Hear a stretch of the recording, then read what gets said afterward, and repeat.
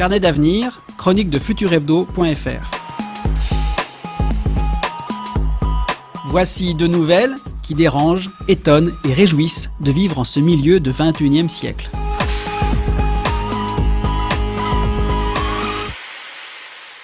Lors d'une conférence de presse en direct du port spatial de Libreville au Gabon, les chantiers spatiaux General Orbital ont annoncé cette semaine la signature d'un important contrat avec la compagnie European Space Lines. Cette signature confirme la commande et donc la construction très attendue d'un nouveau paquebot spatial. De nombreuses spéculations couraient à ce sujet. Le marché des croisières spatiales est en pleine expansion depuis une vingtaine d'années, bien que les destinations ne soient guère variées. Il n'existe que 2 choix. Les orbites de notre planète ou de la Lune. Après le Queen Star, l'Atlantic Star, le France Star viendra grossir la flotte spatiale du croisiériste. Pouvant embarquer 22 passagers, pendant 20 jours, le nouveau paquebot spatial entrera au service courant 2063. Le France Star comptera 11 cabines doubles, ses prédécesseurs n'en comptaient que 6. Le gouvernement français veut voir dans le choix du nom de ce nouveau vaisseau spatial une réussite diplomatique qui aidera au rayonnement de la francophonie. Certains auraient préféré Europstar comme nom de baptême du 3e vaisseau de la flotte européenne. Reste à savoir si cette réussite de la diplomatie européenne ne sera pas trop cher payée auprès de Bruxelles. Le France, comme il se fait déjà appeler, réveille les souvenirs nostalgiques des grands voyages transatlantiques fin 19e siècle et début 20e. Dans les années 60, la France entière s'était enthousiasmée pour le 3e navire transatlantique ayant porté le nom de France. Après une vingtaine d'années passées sous pavillon français, le paquebot France avait changé 2 fois de propriétaire. Le navire avait fini par être démantelé en 2007 dans des chantiers indiens au terme d'une longue procédure liée au risque de pollution. Une fin un peu glorieuse pour le dernier géant des mers portant pavillon français. Souhaitons un meilleur destin au nouveau vaisseau.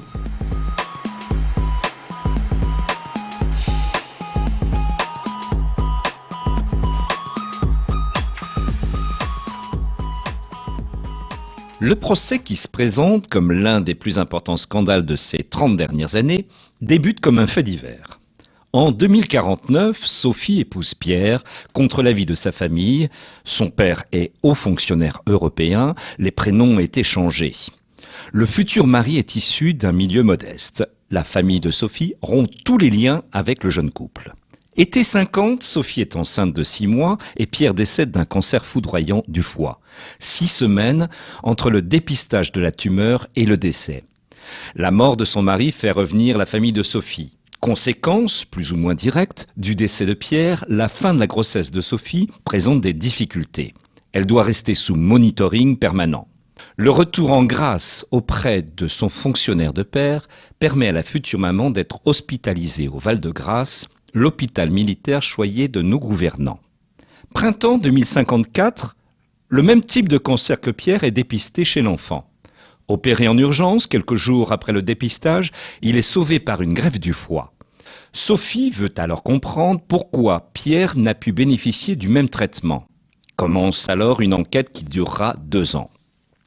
Dans un premier temps, Sophie découvre que la greffe qui sauva son fils est liée à une police d'assurance prise par le grand-père pour son petit-fils. Suivent des péripéties dignes d'une série B. Violence, menaces. Sophie persévère, présentant d'autres intentions derrière l'officielle philanthropie de l'assureur. Et une question la taraude. À quoi servent les prélèvements effectués à la signature du contrat? Seulement à s'assurer de la bonne santé du contractant? Pourquoi cette police n'est proposée qu'aux parents d'un nouveau-né?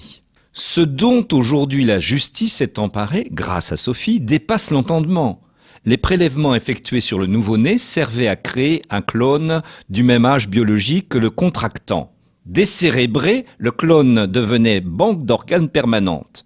Si certains milieux tentent de minimiser la portée réelle de l'affaire, l'actualité de l'ONU, avec les débats sur l'humanité du clone de l'homme, protège cette affaire de tout enfouissement. Rendez-vous la semaine prochaine pour d'autres nouvelles de notre futur immédiat.